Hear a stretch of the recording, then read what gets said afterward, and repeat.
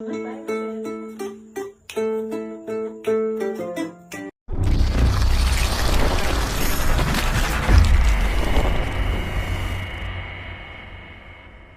me begin by apologizing. Usually, Gambia Teachers Union, we are known to be very time conscious.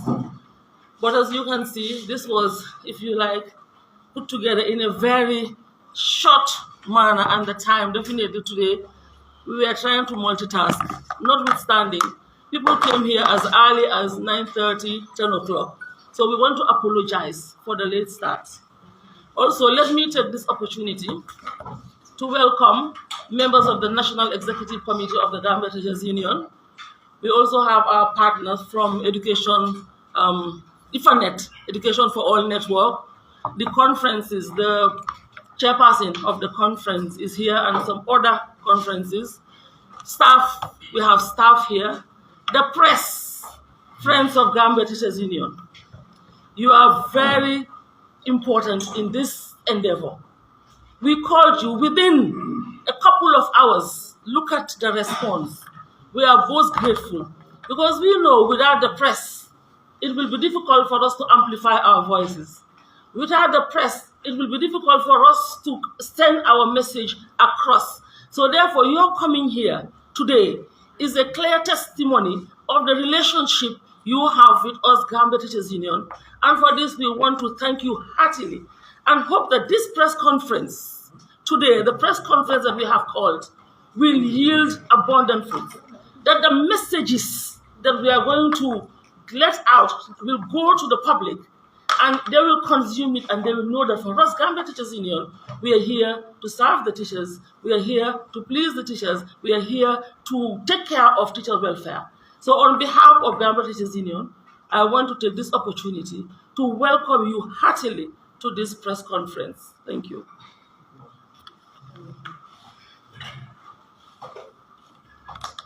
Okay. Thank you.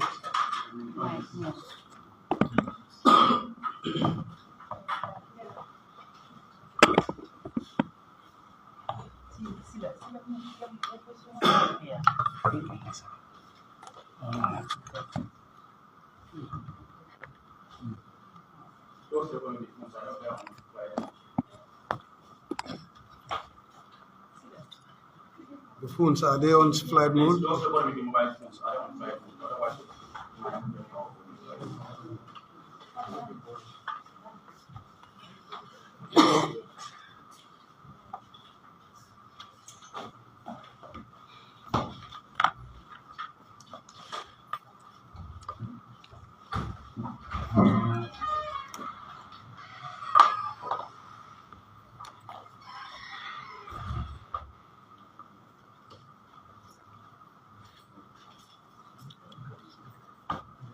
Okay, if we are set, we can move on.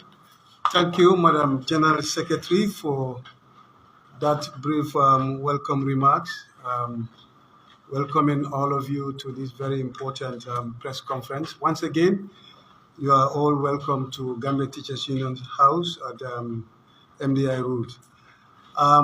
Today's press conference is premised on the following, that is the SIG, and also we'll give you some updates of some of our engagements.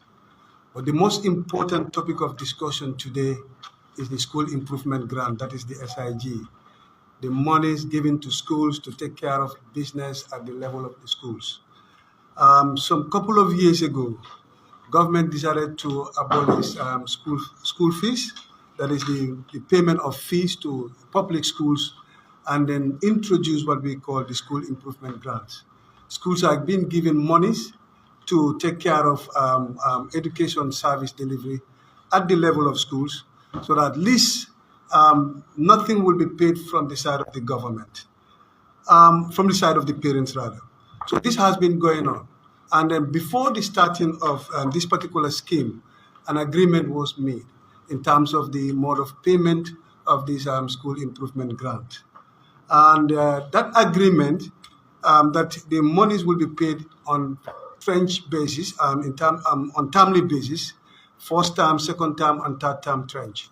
And then some of the third term trench is pegged at the NAT performance of upper basic schools. But since inception, because since I think 2015, if I can remember, the scheme started. 2015 to date, this scheme has been going on effectively at the beginning, but later on, everything has, paralyzed in terms of payment. The mode of payment has been paralyzed. It is not coming the way it was expected.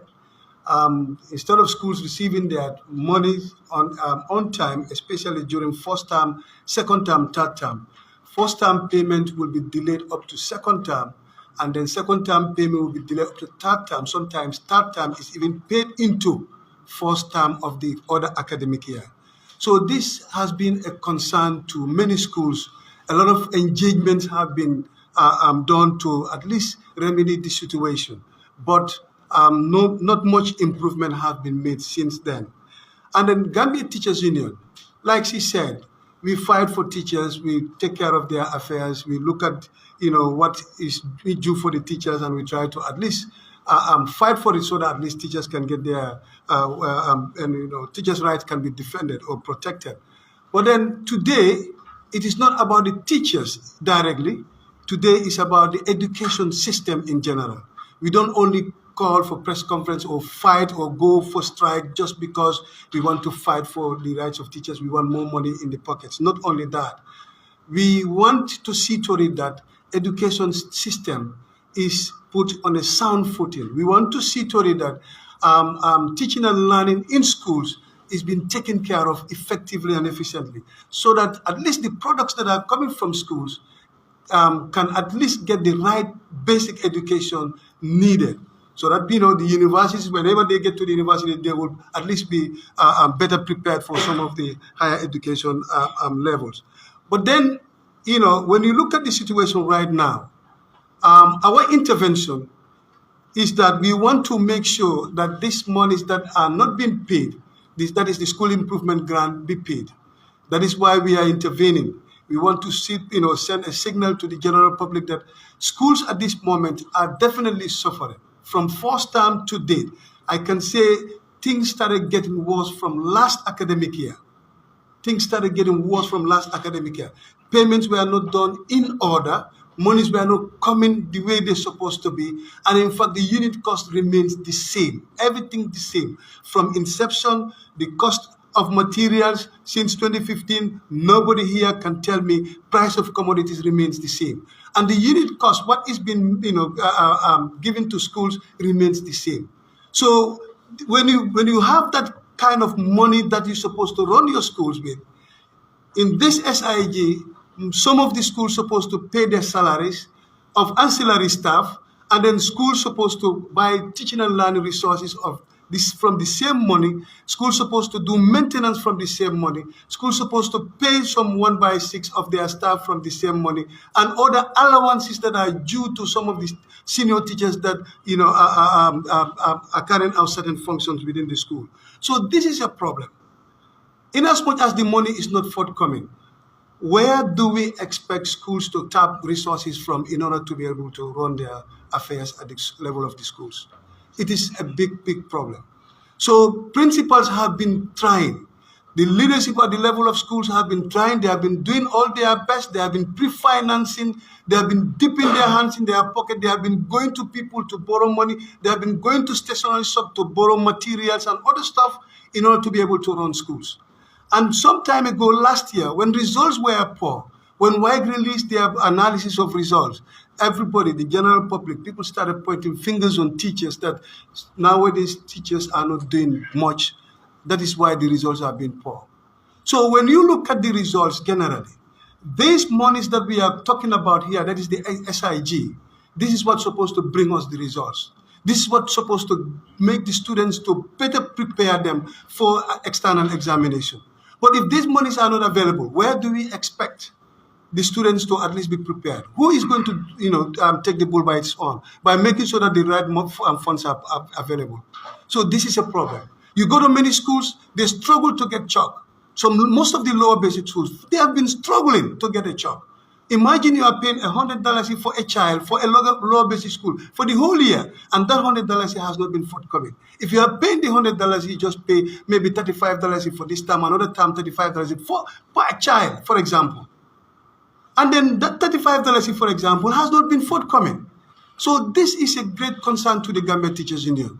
Like I said earlier on, our existence is not only for the teachers, but we are so much concerned about what is going on in the education system. How the government's attitude towards the education system is something that is definitely calls for a concern. And then this is a concern, should be a concern to the general Gambian populace, because our children are in schools, and we expect our children to, better prepared to get the right full education, so that at least they can pass their examination successfully. So looking at the 1/6 also, it's not forthcoming. But the board schools also did not get their 1/6. That is also another problem. You talk about Tobaski. Whenever Tobaski is due, board schools, all schools, civil servants have been paid 1/6. But board schools who are supposed to get their subvention from government in order to pay their 1/6, they did not get their monies for 1/6. Up to today, as we are talking today, they did not receive their money for 1/6. So, looking at all those, are things that definitely are discouraging teachers in the system in order for them to at least come up with their best to, to prepare the students very well. Everything boils down to performance. So long monies are not available, we expect the performance to be very, very poor. As long as monies are not available, where are we going to get the resources from? How are you going to hire certain teachers in order to come and take care of certain subject, certain special subjects for you? So this is also a concern. The ancillary staff allowances, like I said, even the 30% salary increment, the recent 30% salary increment, some schools have not effected, still now. It has not been effected because the money is supposed to come from the SIG, and the SIG is not coming. And then also it has not been added onto the SIG, so that the ancillary staff of those schools that have been paid from the SIG can be taken care of. That is not done. So once again, I just to give you a background of our purpose of being here today. Why are we here, and what is the purpose of this press conference? So, I will just, without wasting much time, I will allow the Deputy General Secretary to give you the details of the SIG, the areas, what have been paid, what have not been paid, and what is left behind, and how. Also, we will give you certain updates regarding certain activities of the union. Once again, thank you.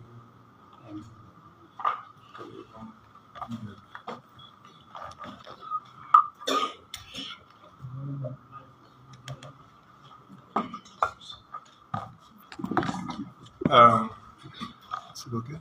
Yeah.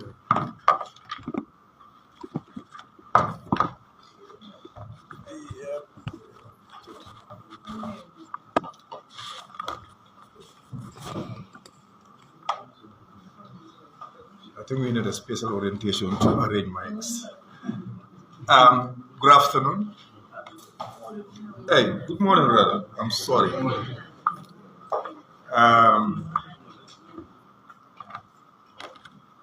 Based on the preamble from the President of the Union, Mr. Cisse, and the General Secretary, we have been engaged in this matter officially and formally way back in 2018.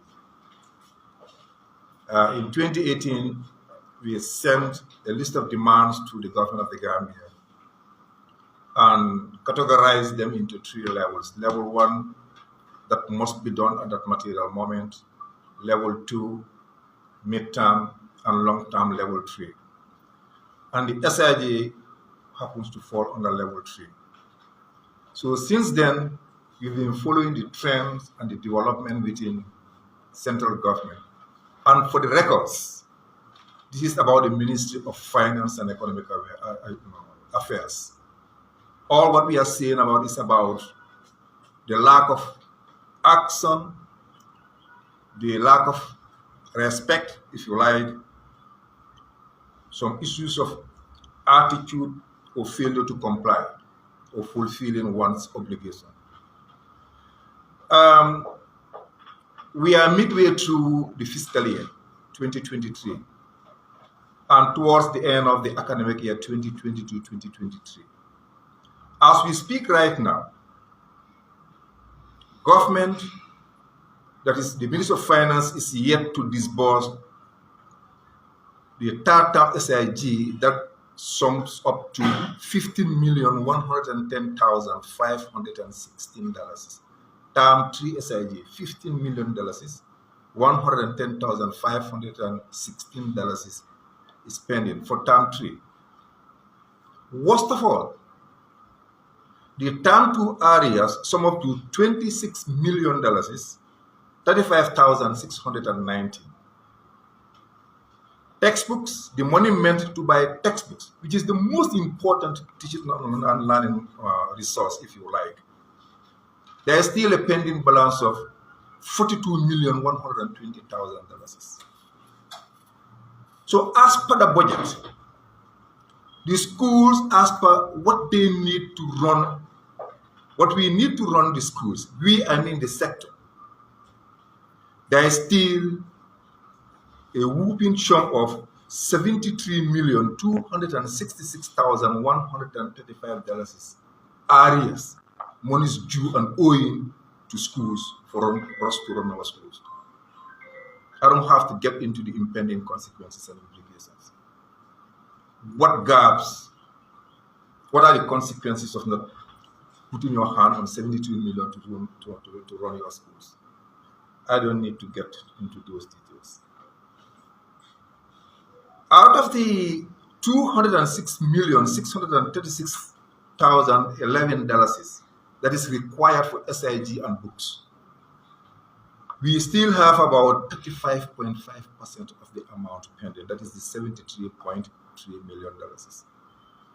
So this is a very big concern to us because the inputs, the resources required to run our schools are not forthcoming. Now, we have done some investigation. We did a thorough research, and we have realized that according to the 2023 budget, government is required to be providing a sum of almost $10 million monthly for the Ministry of Basic and Secondary Education to run that subsector. But how much money is given? Only $4 million. Only 40% of what is required to run the ministry is what is being disbursed. You look at the cash plan per month, for instance, in terms of administration, $6.9 million is required. But how much money is being disbursed according to the cash plan is just $3 million. Less than half of what is needed to run that particular subsector. Sorry, that has to do with the development budget. In terms of the administrative bit of it, you will realize that, like I said, in summary, out of the 10 million, to be precise, $9,582,829.32 is what is required per month. And the ministry is receiving 4 million, and there is always a funding gap of $5.6 million. To be precise, $5,582,829.32. That tells the story. And what happened?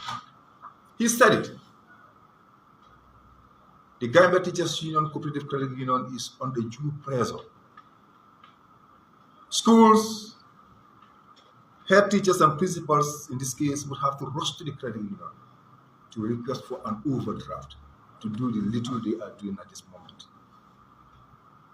I've requested the general manager to supply me with the figures. I'm sure hopefully I'll get it before the end of the day, to show you, as a union, how much money we were able to pass with to support our schools, to avoid them collapsing.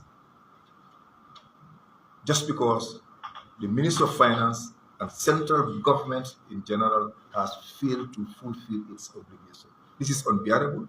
And the reason why we are here is to let everybody know, particularly government, that it can never be business as usual, and we cannot condone this. We'll get to that later.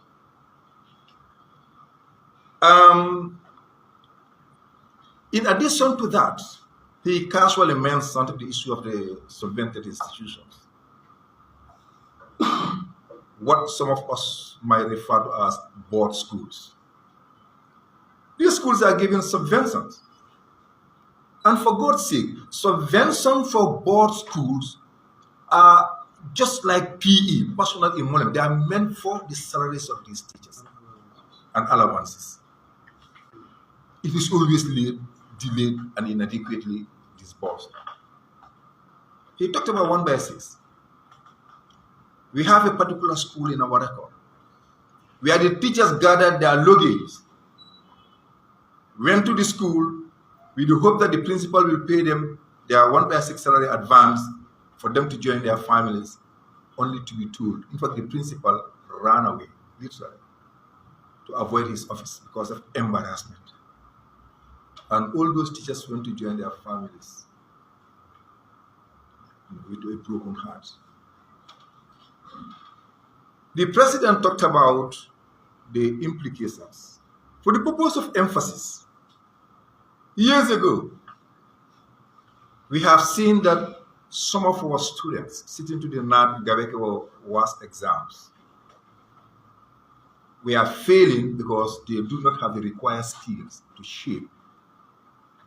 The SIG, one of the uses is that mock tests or exams, mock tests are being conducted, and end of term exams are being conducted, and the children are trained with skills as to how to administer the answer sheet. They were failing not because they don't know, but because they cannot represent their answers properly. Is that fair? And now, because SIG is not available, this is not happening. We are settling for failure. We thought we have graduated from those. Is it pandemic or epidemic? I talked about pressure on this issue. At the Gambia Teachers Union Cooperative Credit Union, and I want to believe by extension to CESCO, we have seen principals coming to the credit union, taking personal loans to run their schools.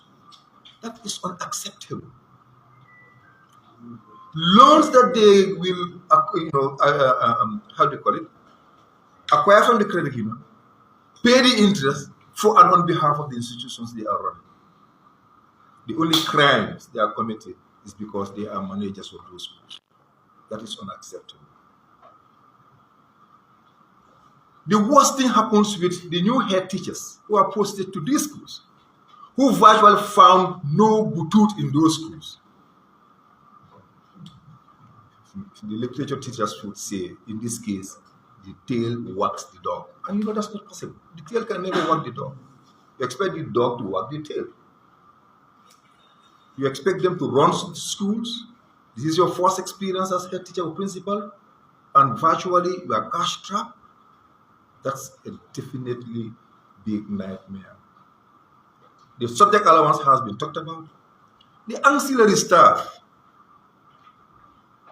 The staff whose gross salary is less than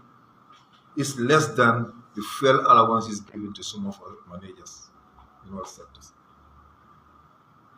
In some instances, less than half of their allowance. Their gross salary, I'm not talking about net, are paid from these funds. Look, this is disheartening. We are not exaggerating. We've done our homework, we've gotten the figures, and now this is evidence-based, and we want to make ourselves very much hard and clear. School excursions. I don't need to lecture you about the importance of excursions. They are paid from the same funds.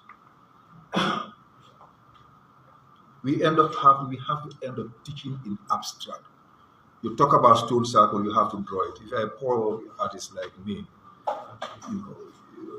instead of drawing a stone, you bring about a cereal, flock, or fish, and then practical fees are paid from the same.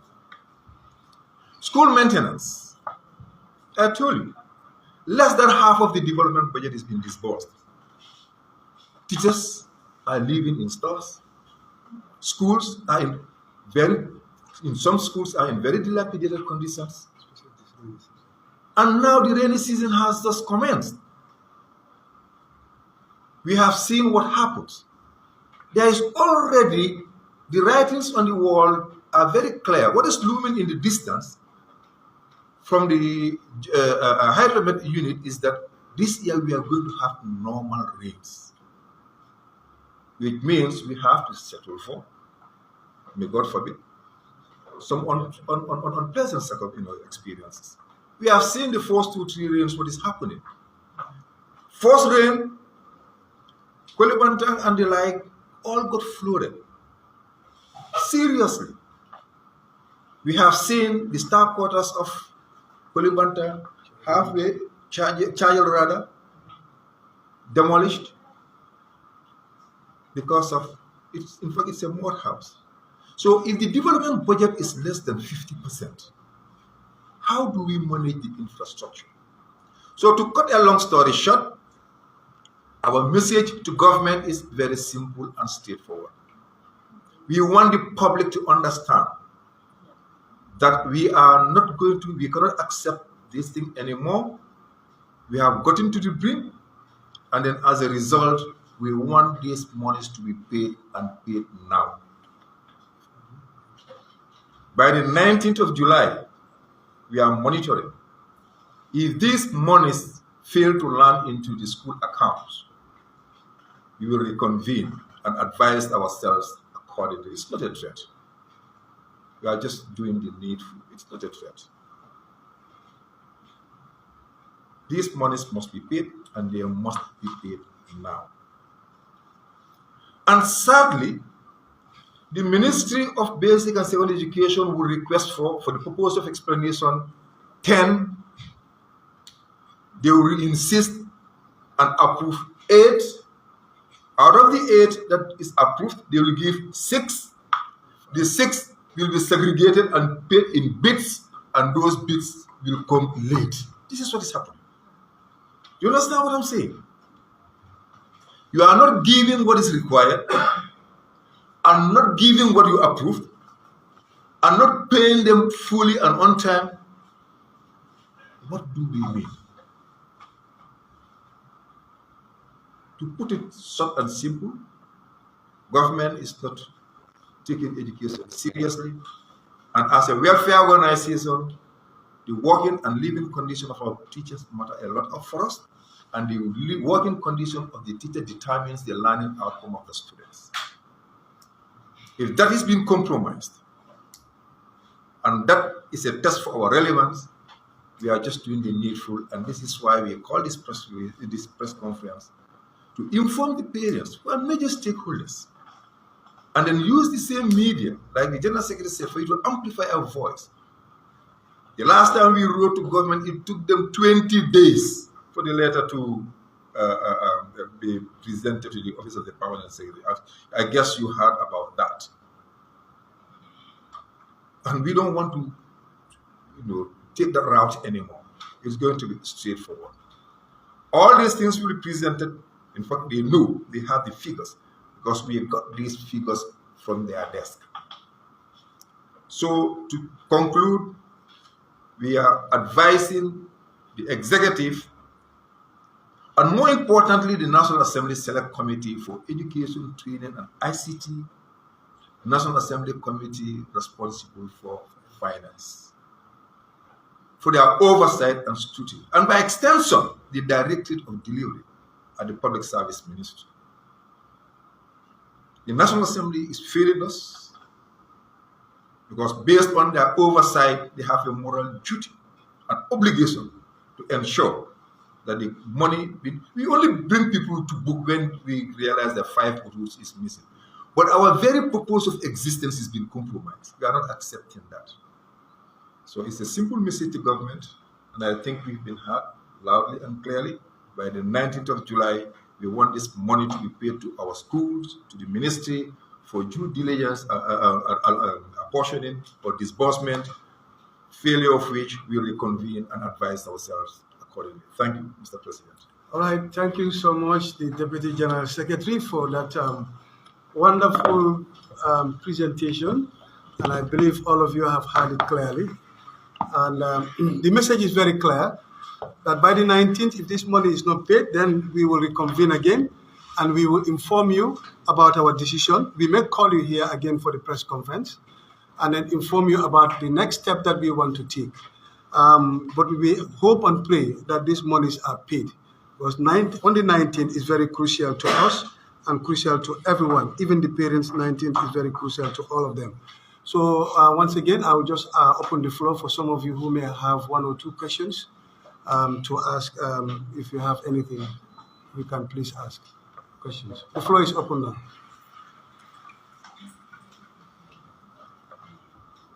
Tell us which media house you are representing, your name and so on. So, yeah. Yeah, I am Mr. Bajaj from the Voice newspaper. You have made mention that due to the financial constraints that some of the schools are facing, as for some of the headmasters to take loan from the credit union.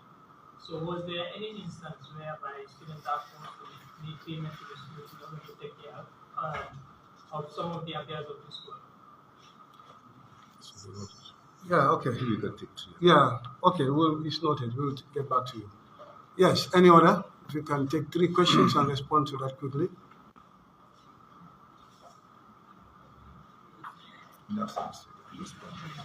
Okay, then we will, okay. Okay, there is a hand over there. Yes. Who is that, Alim? Yeah. Yeah. Yes, thank you very much. My name is from PPP. In your earlier declaration, Mr. President, you said, the amount given to schools remained the same since the SID was introduced, I guess, back in 2013, 2014. Yeah. How much is being given to the schools as we speak? I know a lot has changed as far as the price of commodities now market is concerned. Yeah. I would have expected by now something would have changed as far as the way the possibilities is concerned. Yeah. And you also mentioned about the engagement. Who exactly have you engaged in relation to this SID grant? And what were the reasons given so far for not being able to pay these important monies to the schools? Okay. Thank you so much. SSS and UBS. Okay. LBS is $100. The UBS. It's 575. I guess. Yes, there's a hand over. We'll get back to you. Yes. My name is Rebecca from Atlantic Seaways. My question is, did you engage the National Assembly Committee on Education about the matter? And my second question is, whether you visited the schools to see how they use the SID money. Because when you go to some schools, teachers will be complaining, we receive SID, our head receive SID, and we don't see where that money is. So did you also check on that? All right, thank you. Yeah, okay. Let me ask you. I would like to ask about what were some of the responses you got from the government when you I think we got the out to rules. Let's have the last one. Yes, I'm very individual from here. I heard you say that some of the people have been taking loan for their school. Personal loans. And there are PTAs in most of the schools. I don't hear anything saying that the PTA, funds from PTA have been supporting the school because of levels. And I know most of the schools, some of them are still collecting money from parents. Let me respond to that. Okay, let me start with your question.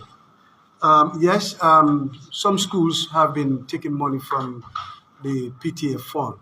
You know, PTA also, in some schools, the PTA have been raising funds and they have some monies in their bank accounts. And especially when schools are, like when, SIG is not paid, and they are in serious financial need of getting the money to take care of one or two things in the school, they'll fall back to the PTA. I'm one of those principals who fall back to the PTA and the SMC of the school to at least borrow the school some money. And they have done that on 2 occasions They have been giving us money at the tune of $80,000 to at least pay the ancillary staff that the school is paying, their salaries and also their allowances. We have been doing that, and then also our pre-nat examination. We also got some money from them to buy stationaries and other stuff. So that has been happening in many schools. Okay. Yes. Coming to Aliu, the LBS, the unit cost for the SIG remains the same. Okay, from 2013, 2015, and then up to date. The LBS lower basic schools have been given $100 per child for the entire year. $100. So imagine from 2013, $100 is being paid for a child from 2013 up to date. And what is $100 today in the Gambia? And then the senior secondary schools is $1,300 per child, and then upper basic school is $575, I believe, because I'm not confident. Yeah. $575, yes. It's $575. And all this remains the same from 2013 to date. Wow. So, I said 10 years ago. yeah, that is 10 years ago. Also, like you said, whether we visited schools, the other question, I think you asked two questions. Yeah, he will come up with that. We did some engagement, and then he will come up with that. Whether we visit schools as to how the SIG is being used. Yes, SIG, before you, any principal or head teacher withdraws money from the school account, it goes through protocols. You must prepare a school improvement plan. And this plan, you must submit it to the regional office for endorsement. They have to endorse your plan. And the plans must, at least be represented. The plan must include some of the activities, major activities that are, going on in the school. For example, if your English performance last year was not very good, you need to come up with a plan how to improve the performance of students in English language. All those things have to be there. The excursions, the practical fees for the students when it is time for Gabeke and WAS examination, the internal examination, the mock examination, and then also the refurbishment of the school, sports, and a lot of things. Or every activity, everything that goes on in the school are all pegged under the SIG. Schools don't get funds anywhere. Apart from the SIG, nothing. So most of these schools, when you go there, you'll realize that because funds are not coming, you cannot even see what they have been doing. It will be very difficult for you to notice what they have been doing. So many schools are dilapidated. Like he mentioned about the rains, these rains right now. You go to some schools, even the staff quarters, talk less, not about staff quarters, even the classrooms itself. When wind comes, they will be blown off. Some schools, their roofs have been blown off since last year up to today. They are there.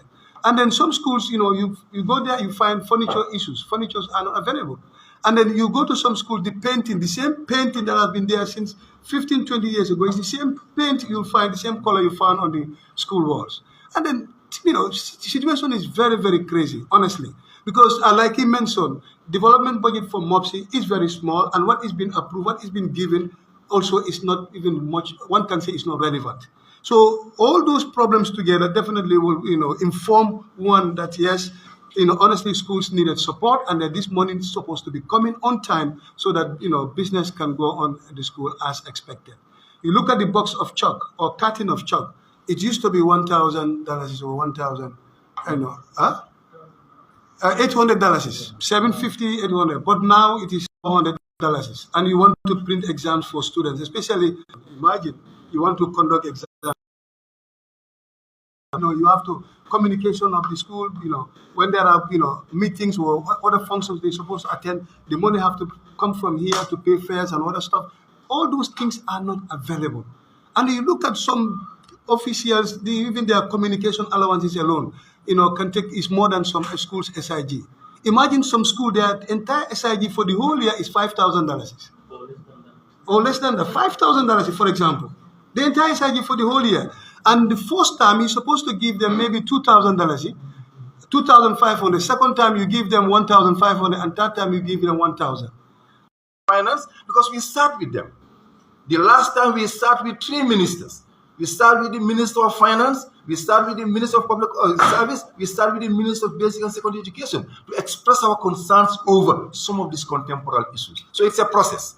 We are not reacting to any situation, but responding to them accordingly. On the matter of the National Assembly, unless if you want us to remind them. In 2019, we had to literally summon them. We paid the sitting fees and the feeding to make sure that the education budget is reviewed for consideration. This is also in terms of process, we'll engage them because the call circular is out. But I am saying their core mandate is oversight and scrutiny.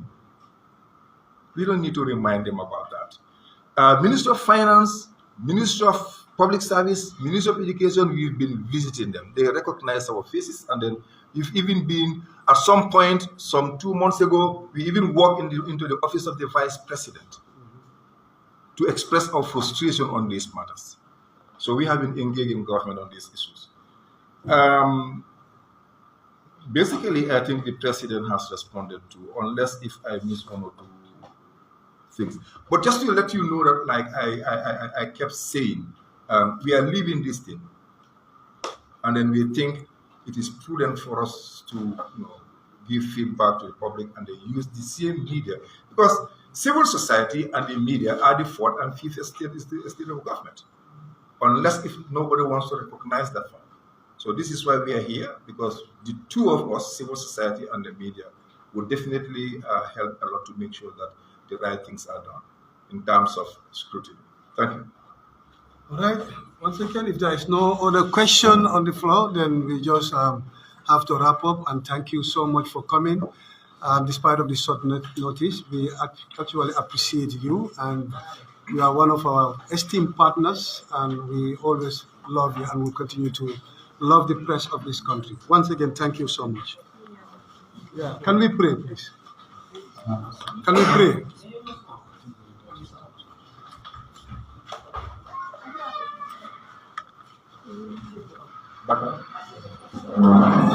Baka, you identify yourself. Please wait. Now, anything you need from us, that's our communication assistant. If you need these details, I will share with you so that you can